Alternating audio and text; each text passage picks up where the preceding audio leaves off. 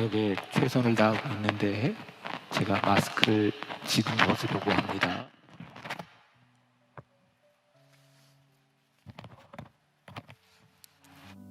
저는 마스크를 좀 벗어도 될 것 같아요. 제가 혼자만 쓰는 전용 마이크니까.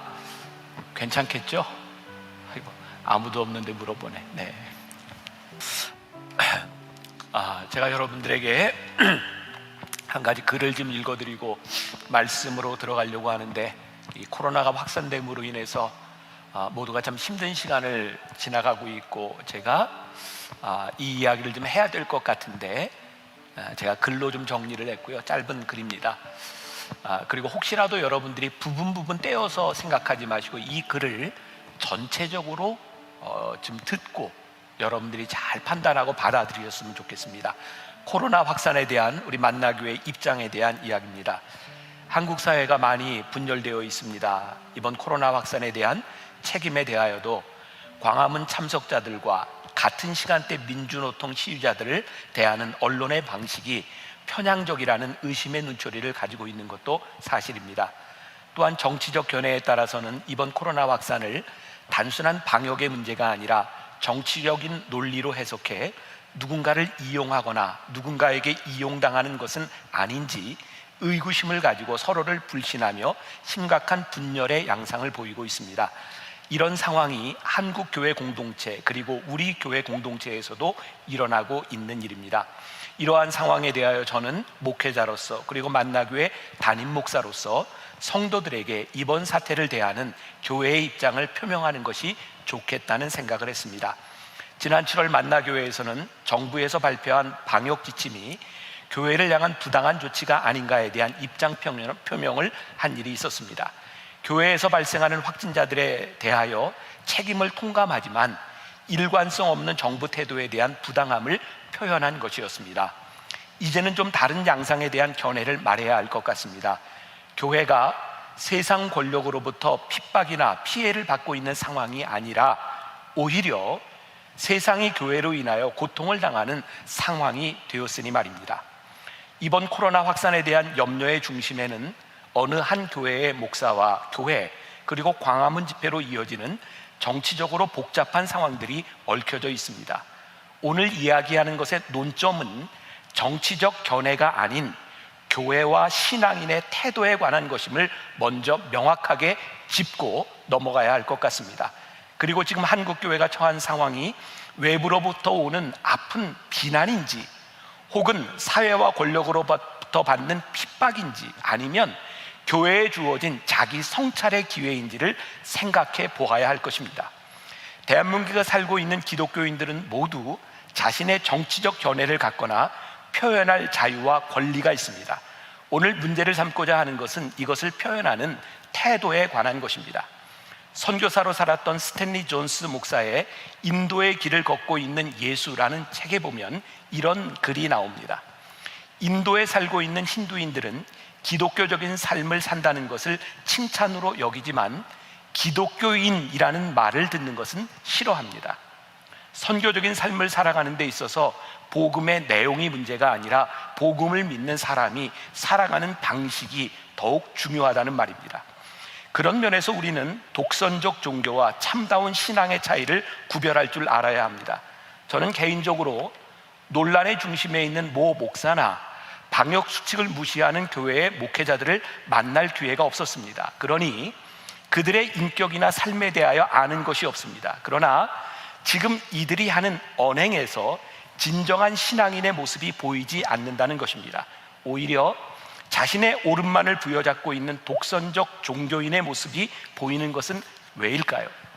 예수님은 공생애를 사시는 동안 회칠한 무덤과 같은 자들이라고 비난하셨던 대상은 하나님을 모르거나 율법을 지키지 않는 자들이 아니었습니다. 오로지 자신이 옳다고 믿는 바를 굳게 붙잡고 자신의 견해와 다른 이들을 정죄하거나 비난하는 행위로 하나님의 마음을 헤아리지 않는 위선적 종교인이었습니다. 작금의 사태를 바라보며 크리스천들이 힘들어하는 이유는 같은 신앙을 가진 사람들에 대한 비판과 비난이 서로에게 상처가 되거나 교회의 분열의 양상으로 비추는 것 때문인 것 같습니다. 보다 중요한 문제는 이러한 비판이 정치적으로 어떤 편에 서 있는 사람들에게 득이 되거나 해가 되지 않을까 염려하는 것이죠. 지금 우리가 생각해야 하는 것은 맹목적 비판이 아니라 올바른 판단입니다. 참다운 공동체는 아파하고 힘들어하는 사람들을 향해 손가락질하지 않습니다. 그러니 한 교회로부터 발생한 코로나 확진자들에 대하여 우리가 같이 아파하고 염려하고 기도해야 합니다. 또한 그 교회 모임을 통해 접촉했거나 방문해 예배를 드렸던 사람들을 교회 공동체에서 배제하거나 비난하기보다는 품어줌으로 공동체를 떠나거나 숨지 않도록 도와야 합니다. 하지만 많은 사람들을 잘못된 길로 인도하는 지도자에 대해서는 올바른 판단이 서야 할 것입니다. 이웃에 대한 배려와 존중이 없는 사람이 힘을 가지면 폭력이 됩니다. 우리는 그동안의 역사를 통해 권력과 결탁한 종교의 타락과 잔혹함을 많이 보았습니다. 이 세상을 살아가는 모든 사람의 행동은 정치적입니다. 누구의 편을 들든 무관심하든 예외는 없습니다. 하지만 교회와 목회자가 정치화되는 것에 대해서는 경계해야 합니다. 어쩌면 이 시대가 교회와 목회자들에 대한 참다운 정체성을 묻고 있는지 모르겠습니다. 지금 한국 교회가 겪고 있는 것들을 단순한 비난과 핍박이 아니라 자신을 돌아보도록 시간과 기회를 주신 하나님의 시간으로 고백하면 좋겠습니다. 여러분들이 제가 지금 발표한 것에 대해서 서로에게 논쟁을 가지기보다는 서로, 저도 그렇고 우리들 모두가 좀 깊이 생각할 수 있는 성찰의 기회로 삼으면 좋겠습니다. 자, 오늘 말씀으로 들어가도록 하겠습니다. 오늘 복된 삶을 살기로 벌써 6번째 복이 되겠네요. 마음이 청결한 삶을 살기로 결심하다, 이런 제목으로 말씀을 나누려고 합니다.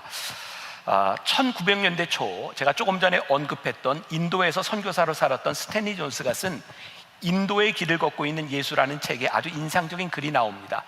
제가 조금 읽어드릴게요. 인도인들은 기독교인이라면 단지 기독교 공동체의 일원으로 봅니다. 그러나 누군가 자신을 기독교적인 사람이라고 불러주면 최상의 칭찬으로 여깁니다. 그것은 예수 그리스도의 영혼을 가졌다는 의미이기 때문입니다. 한 저명한 인도 지도자가 하루는 나에게 이렇게 말했습니다. 만약 당신이 우리 인도 사람 중 한 명을 기독교적으로 사는 사람이라고 부른다면 그는 칭찬을 받았다고 할 것입니다. 그러나 당신이 그를 기독교인이라고 부른다면 그는 아주 기분 나빠할 것입니다. 인도인들에게 기독교적인 사람이 된다고 하는 것은 예수 그리스도인의 영혼을 가졌다는 것을 의미합니다. 아주 어린 힌두교인 여자아이에게 진정한 그리스도인은 과연 누구냐고 물었을 때 그 여자아이는 다른 모든 사람과 구별되는 사람이라고 정의했습니다. 이 어린 여자아이는 그리스도인의 진정한 의미를 정확히 알고 있었던 것 같습니다. 오늘 제가 말씀을 준비한 이 구절도 이미 1년여 전에 이렇게 들어가 있던 구절입니다. 오늘 때문에 이 말씀을 준비한 것은 아닙니다. 마음이 청결한 것이 왜 복이고, 마음이 청결한 것과 하나님을 볼 수 있다는 것은 어떤 연관관계에 있을까 말씀을 묵상하다가 이것은 소통에 대한 문제구나 라는 생각을 하게 되었습니다. 이 세상 가운데서 마음이 청결한 자가 하나님과 소통합니다. 하나님을 볼 수 있습니다. 우리가 살고 있는 이 사회를 소통의 부재라고 말을 합니다. 얼마나 힘이 드는지 모르겠어요. 서로 대화가 되지 않습니다. 이유는 내 생각을 이야기하고 자기가 원하는 것을 말하고 자기의 의지대로 상대방에게서 관철되지 않으면 우리는 끝까지 소통이 되지 않는다고 생각합니다. 지난주에 제가 말씀을 전하면서 여러분들의 그런 말을 했습니다. 우리의 의지를 꺾는 것이 용기다. 하나님 앞에서 우리의 의지를 꺾는 것이 용기다. 오늘 말씀을 유진 피터슨의 메시지 성경에서는 이렇게 표현을 하고 있습니다. 내면 세계, 곧 마음과 생각이 올바른 너희는 복이 있다. 그때야 너희는 바깥 세상에서 하나님을 볼 수 있다. 우리의 내면 세계와 마음의 생각이 올바로 깨끗이 된 사람에게 복이 있다. 너희가 비로소 이 교회가 아닌 이 세상 속에서 하나님을 볼 것이기 때문이다. 올바른 생각이라고 하는 것은 무엇일까요? 내 생각이 아닙니다. 깨끗한 마음으로 하나님을 볼 때 그때 우리들에게 올바른 생각이 들어옵니다. 우리가 참 많이 듣는 말이 있습니다. 소통은 경청에서부터 시작된다. 우리가 소통에 실패하는 이유는 내가 말을 많이 하지만 들으려고 하지 않기 때문입니다. 하나님과의 관계에 있어서도 마찬가지입니다. 오늘 말씀 이렇게 설교를 하면서 저희 참 그런 생각이 드네요. 처음에 아무도 없는데 설교할 땐 그렇게 힘들더니 별로 힘이 안 드네요. 여러분들이 잘 듣고 있는 것 같아요. 자, 한 가지 예를 들겠습니다. 제가 참 공감 능력이 부족한 사람입니다. 저도 제 생각이 굉장히 강하고 늘 제 방식대로 살아가는 사람이기 때문인 것 같습니다. 언젠가 저에게 오래전입니다, 만나교회 한 사역자가 저에게 찾아와서 이렇게 말을 하더라고요. 목사님, 교회를 사임하겠습니다. 제가 이 사역자가 굉장히 어렵게 고민하고 있었던 것을 알고 있었기 때문에 저는 그 이야기를 듣고 이렇게 대답을 했습니다. 그렇게 힘들면 그러는 게 좋겠네. 그런데 얼마를 지났는데 저에게 그런 이야기가 들립니다. 그 사역자가 섭섭하게 생각한다. 그래서 왜 섭섭하게 생각하는가 물어봤더니 한 동료가 이렇게 이야기를 하더라고요. 목사님, 그 사람이 힘들다고 이야기했을 때는, 고만두겠다고 이야기했을 때는 목사님의 위로가 받고 싶었지 고만둔다는 얘기가 아니었던 것 같습니다. 저는 그 얘기를 들으면서 제 가슴이 답답했어요. 왜? 내가 살아가는 삶의 방식하고 다르니까. 여러분, 우리의 살아가는 방식이 아무리 옳다고 생각해도 사실 우리들이 대화하고 소통하는 데는 나의 방식이 아니라 상대방을 얼만큼 이해하고 들어주고 그 사람의 몸짓과 그 사람의 삶을 우리들이 얼마나 아느냐를 통해서 소통이 되어지는 것이겠죠. 신은경 아나운서가 쓴 내 나이가 나를 안아주었습니다 라는 책에 정말 좋은 이야기가 나오더라고요. 간혹 상대방이 내 말을 잘못 알아듣는다고, 잘 듣지 못한다고 우리들이 큰 소리로 이야기할 때가 있답니다. 그게 소통에 별로 효과적이지 않답니다. 10년간 10만 명이 넘는 고령자를 치료한 일본의 안과 의사 히라마스 루이라는 사람이 노년의 부모를 이해하는 16가지 방법이라는 책을 썼답니다. 노령자 중에 70대가 되면 50% 정도가 귀가 안 들리는 난청이고 80대가 되면 70% 정도가 난청이 된답니다. 이 난청이 된다고 하는 얘기는 아주 안 들리는 것이 아니라 일정한 유역대의 음이 들린다는 이야기입니다. 근데 연세가 들면 문제가 뭐냐면 높은 톤의 소리가 잘 안 들리고 낮은 톤이 잘 들립니다. 그러다 보니 여자인 며느리가 이야기하는 건 못 듣는데 아들이 이야기하면 그래 듣는다는 겁니다. 서운해하기도 한답니다. 그런데 사실은 이분에게 들리는 것이 낮은 목소리, 그리고 천천히 끊어서, 그리고 얼굴을 정면으로 바라보며 대화해야 된다는 것입니다. 제가 그 글을 아주 인상 깊게 보았습니다. 하나님과의 관계에 있어서 우리들이 이게 필요하겠구나. 하나님, 내 소리를 막 이야기하고 하나님 안 들립니까? 라고 하는 것이 아니라 우리들이 어떻게 하나님과 소통할 수 있을까를 맞추어 가는 것이 우리들에게 참 중요하겠구나. 자, 오늘 이 이야기들이 어떻게 마음이 청결한 것과 연결되는지를 우리들이 보아야 할 것 같아요. 언젠가 제가 목회자들과 함께 회의를 하는데 저에게 그런 생각이 들었어요. 우리 교인들에게 교육이 참 시급하다. 그때 한 목회자가 저에게 이런 얘기를 했던 기억이 납니다. 목사님, 교회 교인들이요, 알 거 다 알고 있어요. 뭘 좀 교육을 하려고 그러면 나 이미 다 알고 있어요, 이렇게 대답을 한다는 거예요. 그러면서 그 사역자가 저에게 이런 이야기를 했어요. 목사님, 공부가 중요한 게 아니라 생각을 바꾸는 게 중요한 것 같아요. 오늘 우리들에게 지식에 대한 문제가 아니라 우리들이 알고 있는 이것들을 어떻게 행동으로 옮기며 우리들의 믿음과 하나님과의 관계 속에서 우리들이 알고 있는 것들을 어떻게 올바르게 해석하느냐에 대한 문제입니다. 마음이 청결하지 않으면, 하나님을 보지 않으면 우리가 가지고 있는 지식들이 얼마나 이기적, 자기중심적이 될 수 있는지 모르기 때문입니다. 오늘 의식전환이 된다는 것, 우리가 계속 생각을 바꾸는 것 이야기하고 있죠. 저는 청결한 척이 아니라 청결한 자가 되라는 주님의 음성으로 우리들이 분명히 들어야 될 것 같아요. 청결한 척하는 사람, 거룩한 척하는 사람이 공동체에 복이 있는 것이 아니라 진짜 청결하고 거룩한 자가 복이 있다. 우리들에게 필요한 것은 청결한 그리스도인이 되는 것이지 청결한 척하는 사람이 되는 것이 아니라는 것을 명심할 필요가 있어요.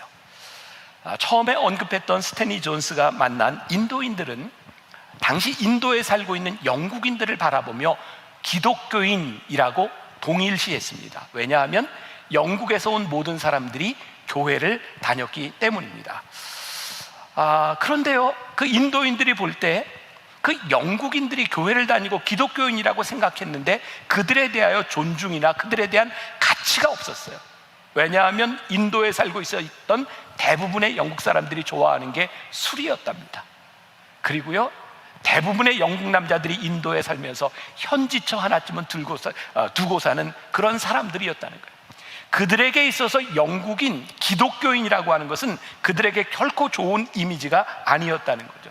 당시 식민지였던 인도에 시민운동을 주창한 간디가 있습니다. 비폭력 무저항 운동을 했던 사람이죠. 여러분 아세요? 간디는 힌두교인이었는데요, 간디는 사람들에게 연설을 할 때 그는 늘 성경을 가지고 다녔습니다. 그래서 그런 논쟁이 있죠. 간디가 진짜 크리스찬이었는가 아니었는가. 여러분, 간디가요, 신약 성서를 들고 사람들에게 이렇게 이야기를 했답니다. 여러분, 여기에 나오는 말씀대로만 살면 됩니다. 그러나 그는 끝까지 기독교인 되기를 거부했던 사람입니다. 이미 지나갔으니까 여러분들에게 이야기를 드립니다.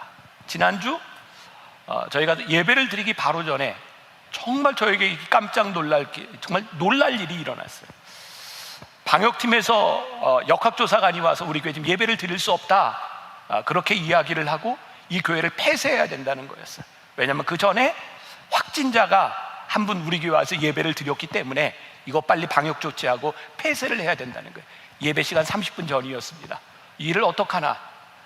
근데 역학조사관이 우리 교회에 들어오는 교인들과 우리 교회 방역하는 모습을 보면서 여기는 괜찮을 것 같습니다, 한번 위에 올라가서 봅시다. 저희 교회가 혹시라도 이런 일이 있을까봐 모든 CCTV를 고화질로 바뀌었고 예배 시간에 있는 여러분들 모습을 다 찍어두고 있습니다. 동선이 어떻게 되는지를 알 수 있도록.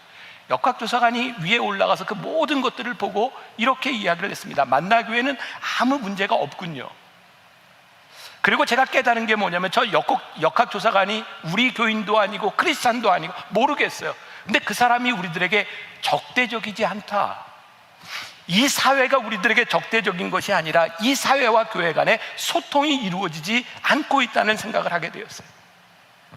이 세상이, 교회가 지금 우리가 예배를 드리는 우리 크리스찬들이 왜 예배를 드려야 하는지, 왜 예배를 놓을 수 없는지 전혀 이해하지 못합니다. 문제는 예배하는 자들의 삶이 별로 예배자 같지 않다는 겁니다. 별로 그리스도인답지 않다는 겁니다. 그들이 예배를 드리는데 기독교인이라고 하는데 기독교적인 삶을 살고 있지 않은 것 같기 때문입니다. 기독교인으로서, 그리스도인으로서 가장 명확한 표식이 있다면 마음이 청결한 자로 살아가는 거죠. 마음이 청결한 자가 뭐예요? 우리들의 삶을 통해서 하나님을 볼 수 있는 것이죠. 그런데 정작 중요한 것은 우리들이 마음이 청결한 자로 살아가며 하나님과 소통이 이루어질 때 우리를 통해 세상이 하나님을 보는 겁니다. 여러분 기억하세요? 마음이 청결해서 하나님을 보는 것이 참 중요한 일인데 더 중요한 게 있다. 마음이 청결한 자가 하나님을 봄으로 인하여 이 세상이 우리를 통하여 하나님이 볼 수 있는 것, 그것이 마음이 청결한 것이다. 성경을 통해 우리는 어떤 의식 전환을 해야 되는지를 조금 더 살펴봐야 할 것 같습니다. 요한복음 8장에 보면 우리가 잘 아는 한 가지 사건이 있습니다. 가늠하다 현장에서 붙잡혔던 여인을 사람들이 예수님께 데리고 오죠. 그들은 예수님을 곤란하게 할 의향으로 예수님께 이렇게 묻죠. 이 여자를 모세의 율법대로 죽여야 되겠습니까? 이 여자를 용서해야 되겠습니까? 둘 다 예수님에게 문제가 되는 거였어요. 용서하라고 하면 모세의 율법을 지키지 않는 사람이고, 그냥 돌로 쳐서 죽여라 그러면 지금까지 사랑을 얘기했는데 당신이 이렇게 얘기합니까? 어쨌든 예수님을 곤란에 처하도록 하는 질문이었습니다. 그때 성경은 이렇게 증거하고 있습니다. 예수님께서 땅바닥에 무언가를 쓰시더니, 그 내용은 성경에 나와 있지 않습니다. 일어나서 사람들을 향하여 예수님이 이렇게 말씀하셨습니다. 죄 없는 자가 먼저 돌로 쳐라. 요한복음 8장 9절에 그 그들이 이 말씀을 듣고 양심의 가책을 느껴 어른으로 시작하여 젊은이까지 하나씩 나가고 오직 예수와 그 가운데 섰던 여자만 남았더라. 그 다음에 예수님이 하신 행동에 주목해 보겠습니다. 10절과 11절. 예수께서 일어나사 여자 외에 아무도 없는 것을 보시고 이르시되 여자여, 너를 고발하던 그들이 어디 있느냐? 너를 정죄한 자가 없느냐? 대답하되 주여 없나이다. 예수께서 이르시되 나도 너를 정죄하지 아니하노니 가서 다시는 죄를 범하지 말라 하시니라. 예수님이 하신 행동, 예수님의 방법은 죄를 묵인한 것이 아니라 연민과 사랑으로 기다리셨던 거죠. 사람들이 죄인이라고 배척하고 죽이려 할 때 예수님은 그들과 함께 하지 않으셨어요. 그들이 양심의 가책을 느끼고 다 그 여인을 떠났을 때 예수님은 그들과 같이 떠나지 않으시고 그 여인과 함께 남아 계셨어요. 여러분, 사람들이 예수님 앞에 다 떠나갔던 이유, 주님 앞에서, 하나님의 말씀 앞에서 너희 중에 죄 없는 자가 먼저 돌로 쳐라라고 했을 때 아무도 거기에 설 수가 없었어요. 주님 앞에서, 하나님 앞에서 우리들 누구도 정결하다 말할 자신이 없어요. 굉장히 역설적으로 들릴지 모르지만 저는 오늘 말씀을 이렇게 읽다가 이런 생각을 하게 됐어요. 하나님, 내가 하나님 앞에서 청결하고 정결할 수 없습니다 라고 나 자신을 바라볼 수 있을 때, 그때 우리들에게 청결함이 시작되겠군요. 오늘 우리들에게 의식 전환이라고 하는 그 성경의 원리는 죄인에 대하여 용서를 말씀하고 있지 정죄를 말씀하지 않는다는 거예요. 죄는 분명히 심판을 받아야 하는 것이지만 용서의 가능성은 늘 열려 있어야 된다는 거예요. 지난 1, 2년 동안 저는 이 이야기를 너무 많이 했던 것 같아요. 우리 크리스찬들, 이 세상 교회를 바라보며 우리가 왜 말씀대로 살지 못하고 저렇게 정죄하고 서로 미워할까? 정결함? 이 세상에서 따로 떨어져서 우리들이 깨끗하게 살 수 있는 것이 아니라 이 세상 한가운데서 빛나는 것이 정결함이고, 우리들이 이 세상 한가운데서 어떻게 예수님의 마음, 하나님의 마음으로 살아갈 수 있느냐가 정결함, 청결함이라고 하는 것을 분명히 알아야 될 것 같아요. 제가 만나교회 목회를 하면서 제일 많이 했던 말이 그런 거죠. 교회가 이 땅의 소망입니다. 교회다운 교회, 이런 말을 제일 많이 했습니다. 교회가 이 땅의 소망입니다. 어디에서요? 이 세상에서요. 정결함과 거룩함은 이 세상을 떠나서 빛나는 것이 아니라 우리가 살고 있는 이 세상 한가운데서 빛나는 것이 정결함, 청결함입니다. 저희 교회가 수년 동안 저희 교회 대표적인 이미지가 되었던 것이 만나교회 흡연실이었죠. 많은 분들이 왜 흡연실이 있는가에 대한 것들을 모르는 분들도 많이 있어요. 제가 만나교회 목회를 하면서 흡연실을 만들게 된 단초가 되었던 한 가지 사건이 있어요. 제가 미국에서 공부할 때였습니다. 제가 파트타임 교육 목사로서 이렇게 봉사를 하고 있던 그 교회는 미국의 한 보수적인 장로교회에 새들어서 빌려서 쓰는 교회였어요. 제가 평일에 그 미국 장로교회에 갔을 때 제가 처음으로 보는 어떤 장면을 목격하게 되었어요. 세상에 방 한가운데 사람들이 모여서 무언가 웅성웅성 회의를 하고 있는데 그 안에, 그 앞에 재떨이가 있고 사람들이 담배를 피고 있는 거였어요. 여러분, 미국 교회도 역시 술과 담배를 허용하지 않습니다. 근데 보수적인 장로교회 한 방에서 사람들이 재떨이가 있는 방에서 무언가를 하고 있었어요. 물어보니 그 모임이 담배를 끊지 못하는 담배에 중독된 사람들을 위한, 그 담배를 끊기 위한 모임인데, 아직 끊지 못한 사람들이 거기에 와서 담배를 끊을 수 있도록 재떨이를 앞에 두고 그 사람들을 교육하고 있는 일이었어요. 한번 그런 생각을 해봐요. 한국 교회에서 이런 일을 용납할 수 있는 교회가 얼마나 될까? 그런데 저에게 이런 생각이 들었어요. 예수님이라면 어떻게 하실까? 이 술, 담배 아무것도 아닌 문제인 것 같지만 그것들이 우리들의 삶을 온전하게 거룩하게 만들지 못한다면, 그 삶을 바꿔야 된다면 교회는 어떻게 그 사람들을 받아들일까를 고민해야 하지 않을까? 여러분들에게 이런 얘기를 분명히 드릴 수 있을 것 같아요. 예수님이요, 성전에서 물건 파는 자들을 향하여 판을 엎으시고 채찍을 휘두르셨어요. 하나님의 거룩함이 훼손되는 걸 예수님이 용납하지 않으셨습니다. 그런데요, 예수님이 그렇게 불결하고 거룩함을 훼손하는 걸 용납하지 않으셨음에도 불구하고 죄인들과 세리들과 창녀들을 위하여 예수님께서 성전 밖을 나가서 그들에게 복음을 전하셨어요. 여러분, 흡연, 담배를 피는 것이 하나님의 마음, 하나님의 거룩함을 훼손하는 일이라면 하나님이 허락하지 않으십니다.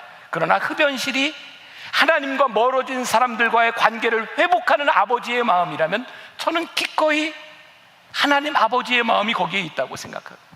그래서 저는 오늘 여러분들에게 이런 말씀을 드릴 수 있을 것 같아요. 예수님처럼 생각하고 예수님처럼 살아야 된다는 것은 결코 쉬운 일이 아니고 때때로 우리들에게 용기가 필요한 일이다. 제가 이번 부활절에 선 밖에선 예수라고 하는 제목으로 말씀을 나눴던 적이 있어요. 예수님은 선을 딱 만들어 놓고 이 선을 지켜야 되겠다고 하셨던 분이 아니라 하나님 아버지의 마음이 있는 곳에 예수님이 만들어 놓은 선을 벗어나서 하나님 아버지의 마음을 전하셨던 분이 우리 예수님이죠. 교회에 진짜 예수님이 있는가? 이번 주간입니다. 제가 유튜브에서 그렉 크로쉘이라고 하는 미국 목사님의 아주 짧은 설교를 듣게 되었어요. 그 짧은 설교의 제목이 지금 입는 옷이 최선입니까? 지금 입는 옷이 최선입니까? 이 목사님이 젊었던 시절에 아주 시골 교회, 작은 교회 이렇게 설교를 할 기회가 많았답니다. 어떤 작은 교회 설교를 하러 갔는데 거기에 정말 남루하게 다 망가진 자동차를 운전하고 들어온 한 흑인 여자가 있었대요. 안내를 쓰고 있던 한 분이 말쑥하게 차려입었던 한 남자가 그 여인을 가리켜서 이렇게 얘기했답니다. 우리는 교회에 올 때 제일 좋은 옷을 입고 옵니다. 당신이 입고 온 옷이 최선입니까? 그 여인이 부끄러워서 밖에 나가 차를 타고 나가는 모습을 보고 이 크레이크 크로쉘 목사님은 자동차에서 흐느껴 울었대요. 하나님, 우리 교회가, 하나님이 계시는 교회가 왜 이렇게 되었을까요? 우리의 기준, 우리의 율법, 우리의 생각의 정결함이 있는 것이 아니라 하나님과의 관계, 하나님 마음속에 청결함이 있는데 우리가 그것 잃어버린 것이 아닐까. 마음이 청결하다고 하는 게 무엇일까요? 전 신학교 다닐 때 지금도 잊지 못하는 게, 지금도 저에게 가끔 전화를 주시는 은사 교수님이 계세요. 이제 80대 후반 되셨어요. 그분은 총각으로 사셨고 지금도 총각이에요. 그분이 참 이렇게 흥미로우세요. 그분은 이렇게 과자를 이렇게 드실 때도 과자를 이렇게 먹고 손에 잡은 거는 더러워서 버리는 분입니다.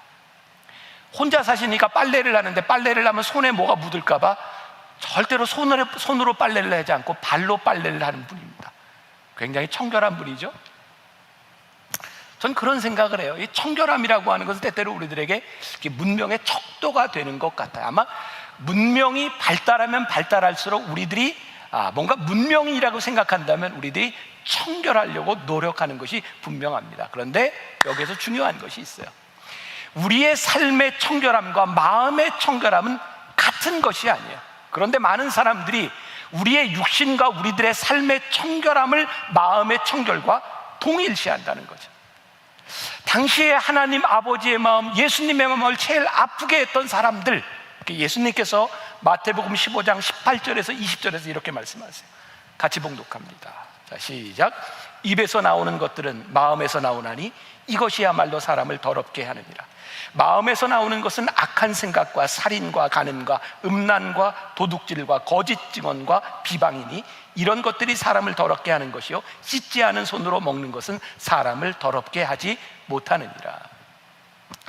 예수님이 정말 수없이 회칠한 무덤과 같은 자들, 독사의 자식이라고 했던 사람들은 늘 그들의 삶의 청결을 주장하고 그렇게 살았던 사람입니다. 그런데 예수님은 그들의 마음에 있는 것을 보셨죠. 마음이 깨끗하다는 것, 이것이 왜 우리들에게 큰 축복인가? 정말 이런 일이 있었을까? 어떤 주일학교 아이가요, 주일날 목사님이 마음이 청결한 자는 복이 있다라는 설교를 듣고 이 아이가 어떻게 마음을 깨끗이 할 수 있을까? 그래서 가서 하이타이를 먹고 흔들었대요. 괜히 이런 얘기를 했나? 네, 그랬대요. 그런다고 마음이 깨끗해질까요? 마음이 깨끗하다고 하는 것은 무엇일까요? 마태복음 21장 28절에서 32절에 보면 예수님께서 두 아들의 비유를 이야기합니다. 탕자의 비유 아니고요. 맏아들은 아버지가 이렇게 포도원에서 일을 하라고 했는데 일하러 간다고 하고 다른 데로 갑니다. 둘째 아들은 싫다고 했지만 나중에 뉘우치고 돌아옵니다. 예수님이 이렇게 묻습니다. 이 둘 중에 누가 아버지의 뜻대로 하였느냐? 마태복음 21장 31절에 예수께서 그들에게 이르시되 내가 진실로 너희에게 이르노니 세리들과 창녀들이 너희보다 먼저 하나님의 나라에 들어가리라. 무슨 이야기예요? 하나님의 뜻대로 살아간다고 하면서 자신의 의를 드러내고 뒤에서 다른 짓을 하는 그리스도인보다 지금 창기이고 죄인이고 세리일지 모르지만 회개하고 돌아오는 자들이 하나님 앞에 더욱 귀하다라고 말씀하고 있어요. 너무 무서운 말씀이기도 합니다. 지금 교회에 나오고 있는 우리들을 향해서 하나님의 말씀대로 살아간다고 그렇게 이야기를 하면서 뒤에서 딴짓을 하고 있는 사람들, 이 회칠한 무덤이 아니라 너희들이 지금은 아니지만 하나님 앞에 돌아올 수 있는 자들, 그들이 복되다. 마음이 깨끗하다고 하는 것을 이 두 아들의 비유에 대입해 본다면 이런 의미인 것 같아요. 하나님은 한 마음을 원하시는구나. 두 가지 마음을 가지고 내가 이렇게 한다고 하면서 다른 짓을 하는 것이 아니라 내가 지금 이랬을지라도 한 마음으로 돌아올 수 있는 그 한 마음, 그것이 깨끗한 마음이겠구나. 부족하고 연약하지만 하나님을 바라보고 실수하고 잘못했을 때 정직하게 돌아올 수 있는 그 마음이 깨끗한 마음이고 정결한 마음이구나. 그러고 보니 우리의 신앙의 연주가 오래되면 오래될수록 하나님 앞에 우리들의 마음이 너무너무 더러워진 거죠. 예배당에서의 우리의 모습들과 우리의 태도들과 그것대로 살아가지 못하는 우리들의 모습들이 얼마나 우리를 더럽게 만드는지. 문제는 이 더럽혀진 마음을 우리들이 어떻게 깨끗이 할 수 있냐는 거예요. 오늘 말씀의 결론입니다. 이사야 1장 18절에 보니까 여호와께서 말씀하시되 오라 우리가 서로 변론하자. 너희의 죄가 주홍 같을지라도 눈과 같이 희어질 것이요 진홍같이 붉을지라도 양털같이 희게 되리라.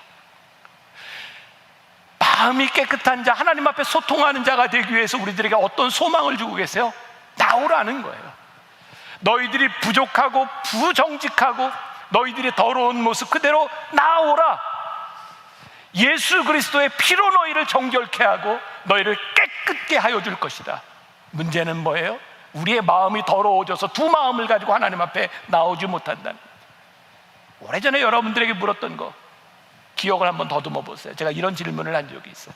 옛날 중세시대 아니면 지금도 이렇게 성당에 가면 들어가는 입구에 성수통이 있습니다. 성수.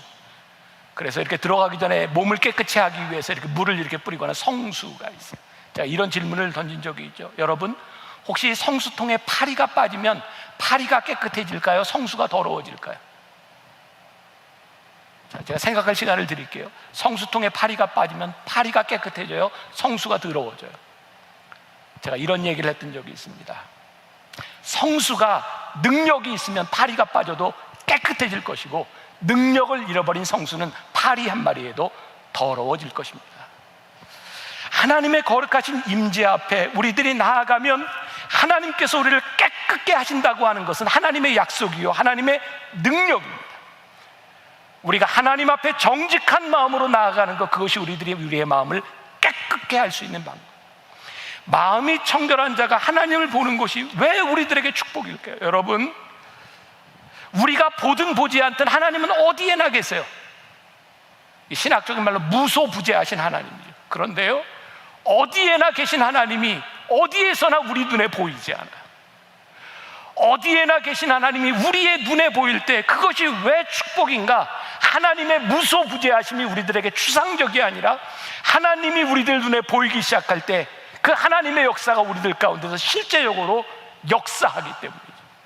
하나님이 우리들 눈에 보이기 시작할 때 하나님의 역사와 하나님의 가능성과 하나님이 일하시는 일들이 우리들 가운데서 보이기 때문이죠. 가끔 이런 비유를 할 수 있겠죠. 우리들이 그냥 눈으로 보는 것과 망원경으로 보는 것이 같을 수 있겠는가? 우리의 눈으로 보는 것과 하나님의 눈으로 이 세상을 볼 수 있는 것이 우리들에게 동일하겠는가?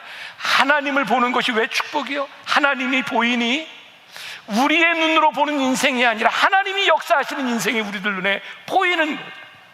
이스라엘 백성들이 광야 40년을 지나는 동안 그들의 눈에는 그것이 광야로 끝났을지 모르지만 하나님은 끊임없이 그들에게 말씀하시죠. 나는 너희를 훈련시키는 거야. 지금 이 상황 가운데 우리들이 이 코로나 상황 가운데 교회가 어려움을 당하는 이 상황 가운데 하나님 왜 우리들에게 이런 어려움이 있나요? 여기에서 끝나는 것이 아니라 하나님 이 상황 가운데서 하나님 우리 교회에게 말씀하시는 것이 무엇일까요? 저에게는 언제부터인가 그런 거룩한 소망이 생기기 시작했어요. 하나님께서 우리 한국교회, 우리 교회 우리들에게 새로운 부흥을 일으키시려나 보다.